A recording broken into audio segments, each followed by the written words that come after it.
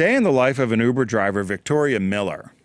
And Victoria Miller, so she's trans. She's a trans woman. So the title, it says, after 6 months of driving Uber, Victoria Miller has already put her own personal touch on passengers' experiences. So they had somebody from the PGN ride along with her and find out what was going on and what's happening. So if you're watching on Facebook or YouTube, you'll see the picture of Victoria. That's how she dresses. And she's very proud of the fact that on her SUV, she put a big sign that says Vicky's and then the Uber symbol, because she said the biggest complaint people are having is that you can never see that little Uber icon, yeah, which I kind of agree. I agree with, yeah.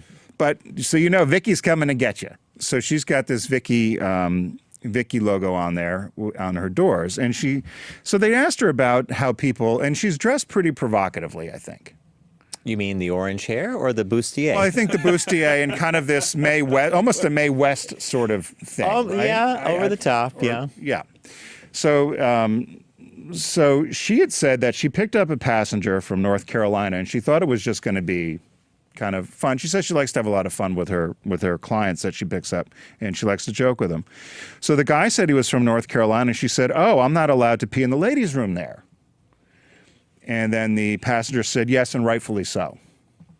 So she said, "Well, what do you mean?" She said, "Can you imagine me, the way I look, going into the men's room at an Eagles game, for instance, in Philadelphia?" She said, "If I was there with all the drunks in the men's room, I'd get the crap beat out of me." She said, "Meanwhile, if I go to the women's room, what's going to happen?" She said, "Nothing. I'm going to go in there, I'm going to pee, I'm going to check my makeup, I'm going to wash my hands, and I'm going to walk out and nothing happens." So he said, "Well, really, this is just a license for perverts." And then she responded back and said, "The only one perverted is the conservatives that are making this an issue." She said, "People like me have been using these bathrooms for years. It wasn't until bathroom bills that all this issue came up." And she said, to his credit, when he left her, he said, he did offer the suggestion, "Well, maybe you should have your own bathrooms." And she said, "Oh, similar to in the South when they had separate bathrooms for black and white." And then she said she could see him processing it. But at the end of it, he said he thanked her and said the conversation was enlightening and gave him something to think about. So she kind of joked and said, you know, there's lots of ways that sometimes you make an impact on people. Then she said, his one comment, though, he said, "You really should go to the bathroom that conforms to your gender."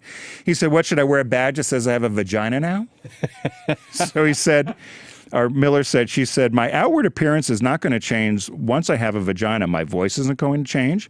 My face isn't going to get prettier because I have a vagina." And she said, "So I don't know how are you going to know whether somebody has the body part or not?" And that's when she said they left him. She said she did have some issues where when somebody, and I've been with you, when you call the Uber driver, she said people recognize that my voice is deep and are expecting a man to come, and when she shows up, they get scared. And she had been reported that she had falsified who she was. Somebody had filed a false driver report, and she was suspended from being an Uber driver. But she did say Uber did reinstate her. And it goes through a bunch of other stories that she did. She had one with a whole group of Muslim passengers that were sitting there very quiet. She said they were petrified. They got in. She said they all had the women had the veils on and it was one hijabs. Mm-hmm. And so she said, "I didn't know what to do to break the ice." So she said, "Hey, this sounds like a great joke. There are 4 Muslims and a transsexual in an Uber car." And she said the one woman started laughing, but she said the one guy got very serious. The guy that was in the car got very serious and said, "In our culture, we don't understand why you would choose to do this to yourself." And Vicky came back and she said, "It's not a choice of what I did for myself. Really, it came down to whether I live or die." She said, "If I didn't transition to become a woman and the woman I was meant to be, then I probably would be dead." And so she said she made the point. So I just thought that was an interesting story, almost a random sample sort of story.